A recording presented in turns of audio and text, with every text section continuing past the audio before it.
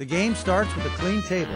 Get it clean with Chalk Off, the official pool table cleaner of the U.S. Open 9-Balls Championship. Just spray it on and wipe it off. That's all it takes. Clean your pool table in less than 60 seconds with Chalk Off and the new microfiber Brunge. It's a brush and a sponge all in one. For more information, call us toll-free.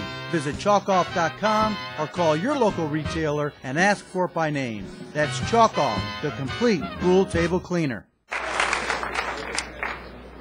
Yeah, there isn't really anything more exciting than a hill-hill match. I mean, anything we can do to create more hill-hill matches, I think, will be beneficial to the game. You know, and we've had an ongoing argument about winner break or rotator break or loser break or whatever. I think that by playing the rule of rotate the break, you would get more hill-hill matches. Luat, Niels, Feijen, and Luat.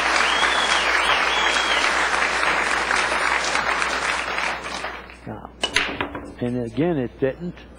What's this? Okay, once again, Feijen's going to be at the table with an opportunity. Okay, now, can he reposition the cue ball behind the 2 without trying to pocket the 1? Would that be the right shot? I would say it doesn't make any sense shooting. If you make this 1, you become instant underdog. I'll tell you what, it sounds really preposterous, but he could play a 1-9 combination and try to go behind the 8. You know, give himself a chance to win the game. I think it's too thin to do that. It's thin, but I think with a little spin, hitting it low, you could do that. I don't like him shooting the 1. What I like is shooting the 1 into the pink 6 and rolling onto the blue 2. That's what I like. Shooting the 1 into the pink 6 and rolling on the 2 and loosening it up. Playing the outside of the 2. That's the 4 ball, the pink.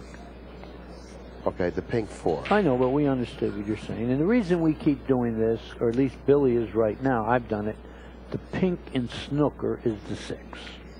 And in this game, they changed the colors and made the 4 pink so you could see it better or something like that.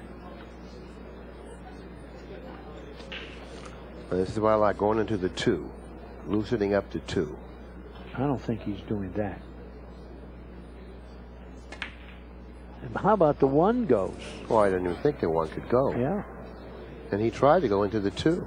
Yeah. Well, because he was shooting the 1 right in. If he brushed the 2 would have came out for a shot in the far corner. Now we still have a nip and tuck match with a lot of suspense. I think he's definitely at a disadvantage, Feijen right now. He's at a disadvantage. Well, not if he cuts the 2 right the way it's laying into the 7. If he hits at the angle it's laying, the 2 isn't going anywhere, and you got a chance to go behind the 3 or the 5. So just cut it where the 2 doesn't go anywhere. I can see that happening, but I can see a lot of bad things happening too. Oh yeah, if you don't cut it perfectly into the center the way the 7 is laying, the 2 can come out. But I like cutting it right into the 7 and going behind the 5 and the 3. Yeah, and I think that's his only salvation at this time. Yeah. Is trying to reposition the cue ball, and at the same time not getting much movement from the 2. Notice he looked at the line that it's laying again, because he doesn't want that 2 to go anywhere. But when you draw it, it'll. Well, he did it. He did it. Not quite. Well, he's fallen a little short, and he's given Luat a makeable shot. And I don't know if he's a favorite to put it down, but it's makeable. But in case he does, he's getting position. And you know what? In case he doesn't make it, he's going to where the 9 or the 4 could stop Feijen from hitting the 2, actually. I think he's got to shoot. Win the match. Well, he has to shoot. I mean, there's no question about that. But one other option he does have here, look, if he cuts the 2, he could even go across table here for the 3 and use the 7 as a good ball, an interfering ball. You're right. A lot of good things can happen here, but the best thing can happen is if the 2 falls in that pocket. Right. So let's see what he does with the cue ball. Oh, he overcut it. So he used the 7 He overcut it, and you're right. He got him with the 2. I mean, he got him with the 9. I think. Yeah, he's got him. He may be able to hit the 2 thin and bank it 1 rail away and get out of the inning, but he's not sitting in a good spot. If he hits the 2, he has to hit it with left-hand English, because if he doesn't hit it with left-hand English, he's probably going to get a kiss or scratch across corner. So therefore, you know, here's what he needs to do. I don't know if he can do it or not. He needs to hit it with left-hand English, setting the cue ball this way, setting the 2 ball possibly up here. Yeah. And that's not easy, because he still runs the risk of scratching cross corner.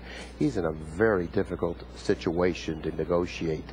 And in a moment, we're going to find out how well he does.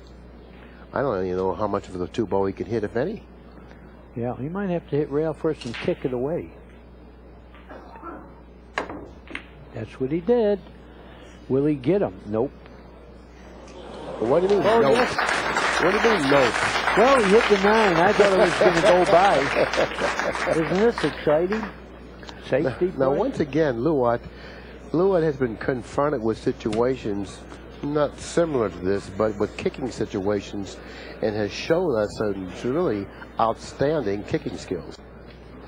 In order for him to walk away from this, obviously he's going to have to kick here and hit this part of the 2, setting the 2 down this way. Yeah, you're right about that. He missed it all. Okay. See you later. 2-9, the match is over. Do you play the 2-9 here? Oh, yes, you do.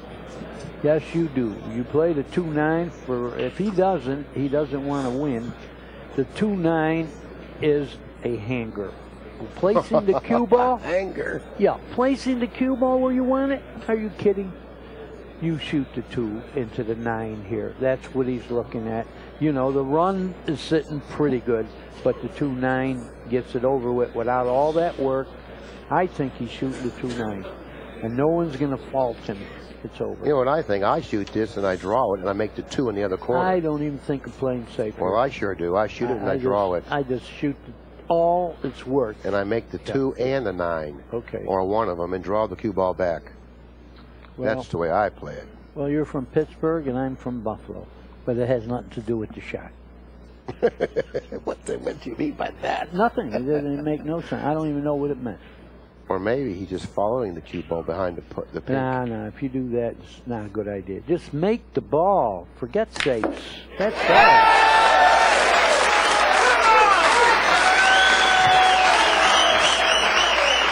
Well, Niels is glad it's over. And a good way to end it with well, let's hear the 9-ball champion, Niels Feijen. That was a great match, too.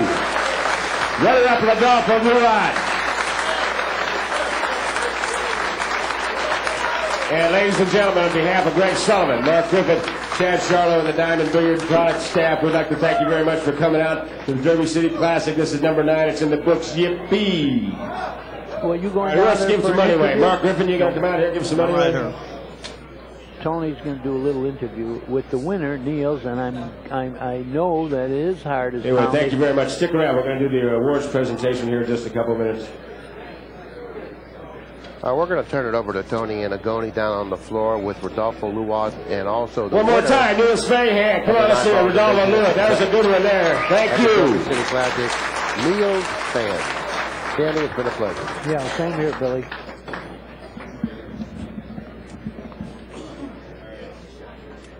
Well, while we're waiting for Niels, I've got Rodolfo Luat. Well, maybe we weren't tough loss, Rodolfo. You really battled back. You were when I was watching the match, you had way the worst of the layouts on a continual basis, and you know it's unfortunate it came out the way it did. The 2 ball and I go, I wanna shoot, I wanna go, but if I miss save, but he make a good, he make a good save. That's the point. You know what? When I was looking at it, you know, I've watched you kick, and you're such an expert at kicking. I really thought you were going to go 2 rails into that ball. I know it was to the short rail, but it looked to me if you went 2 rails, you had a bigger hit. No, Peter, that's why I go to 1 rail, because if I hit the 2 ball, I might make the 9 ball. The 9, I got you. Hey, listen, thanks very much. A tough loss. You're welcome. In America, we say it's not a good break unless you take advantage of it, and you certainly took advantage of it. Yeah, that's true. I mean, it got real freaky in the end there. I made it like 4-1, and then I missed a couple of chances. I even missed a chance to get out on 6-5 for me, like an easy combination. It was just a lot of pressure, a lot of heat, and Rodolfo just kept kicking and playing safe so well the whole time. I kept playing good saves, and he just kept kicking from everywhere. So then, in the end, I played a lot of one pocket. So it was obviously a one pocket shot I played on the 2. I thought this was a terrific win for you. You know, I think this is a real test of a player's capability. This tournament, it's a great tournament. I refer to it as guerrilla warfare. You got to play at this time. You don't know what time. Boom, and you got to stay fresh. And then you got to keep your composure in front of all these people at the end. You did an excellent job. I have one question for you on the shot that came up. We have a little controversy on it with Scott Smith, and we're going to. You know the shot. Maybe you could set the balls for us.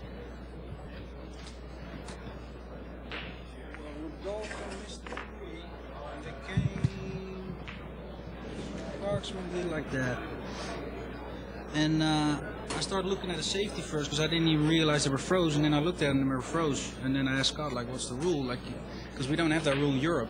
Like, if it's froze, you can't do anything through the cue ball. It's like a snooker rule. You have to shoot away from the ball. Yeah. And then Scott said, well, you can shoot through it as long as you stroke, or as long as you shoot the ball, so you can't push it. So I said, well, if I just jab it, is that okay? And he said, yes. So I just put a lot of right English on it so I wouldn't hit the ball too full and a little bit away, and I just hit it like that, I think so. Well, we're gonna get Scott Smith over here and let him give us his view on that in a minute, but we want to let you go. In the meantime, when I looked at the shot, and you know the guys in the booth, it's a big news flash that they didn't agree on how to play the shot. We got Danny and Billy up there, and they had two different views on this shot. Now, when I looked at it, I thought it was going to be difficult to play this ball without fouling. What I thought you might be able to do, and I know you had a scratch pending possibly, but I thought you could massee this ball and go behind the 5. Did you consider that shot at all? No, I was thinking, I mean, there was a ball here, I think, and the 8 was there. The only thing I was looking at was maybe go behind the 8, but then I had to, like, draw out of the 7, which was, like, impossible because I couldn't hit it full enough. And then the other thing was maybe go here and with a lot of spin behind the 9. But I couldn't get there because the cue was a little lower than the 3. So I had to like either go like this or with the bridge. I didn't like that. And sure. Well, listen, hopefully for your sake, you go in lots of tournaments like this and never face that shot again. All right. Thanks very much for your time. Take care. There you have it. That was a tough loss for Rodolfo Luat. And, you know, certainly a deserving champion.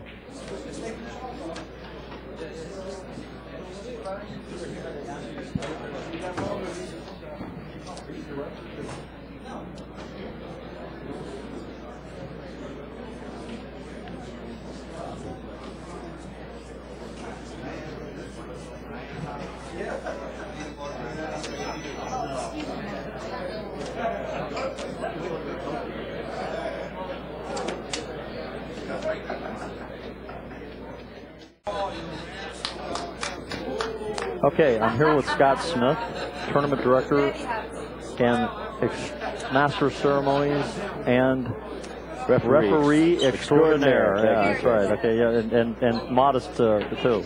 All right, Scott had a little controversial call in that last match. Why don't you tell us about it from your perspective? And don't pretend you don't know what shot I'm talking about. What was controversial about it? Yeah. Okay. Here's the shot. It's on our monitor over here. Yeah. Okay. The 2 balls are frozen. He can shoot into them. Okay. That's the American rule. He just has the tip of his cue cannot stay on the ball, or it's a push shot. Okay. And otherwise, he can't double hit it. Okay. So you're now he's got about 1/8 of an inch to go to the rail. So okay. He shot the cue ball with 1 stroke. Yeah, you saw that he cued to the side to try and avoid double hitting the ball also. Did you see that? Correct, yeah. All right, so show the shot.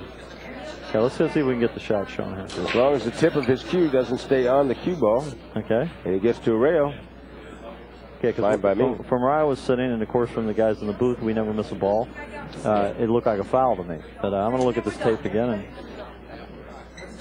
he's having trouble pulling the trigger, as you can see. Boy, that was a tough call. Where's the foul?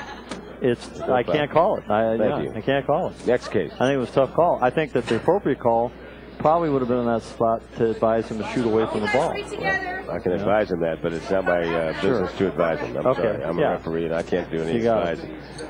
And you don't have any problem with us, taking you in to review this, do you, Mr. Not at all. No. Okay. Hey, I wish I had the right, benefit of having to review it right then. Yeah. So do you think that there should be a challenge rule in pool, like in football? Challenge rule would be fine. Okay. As long as we can review it on video, it's fine. We Okay. can make a determination. Well, I think that maybe it's time challenge rule. I mean, I got fired in Atlantic City in the Skins game because Earl moved the ball and I didn't see it, and they wouldn't let me review it. And, okay. But we should always have, if there's videotape, we should always be able to review it, as far as I'm concerned. Well, I think that's a good position. Nice rack. Hey, we're talking about the Club Rack, the official rack of the U.S. Open 9-Ball Championship. The Club Rack is precision made to pro specification from the finest hardwood for extreme durability by Diamond, the maker of the Diamond Pro Table. The Club Rack is available in 3 beautiful colors: oak, cherry, and natural. Visit theclubrack.com or call us toll-free. Get the Club Rack. It's full like it ought to be.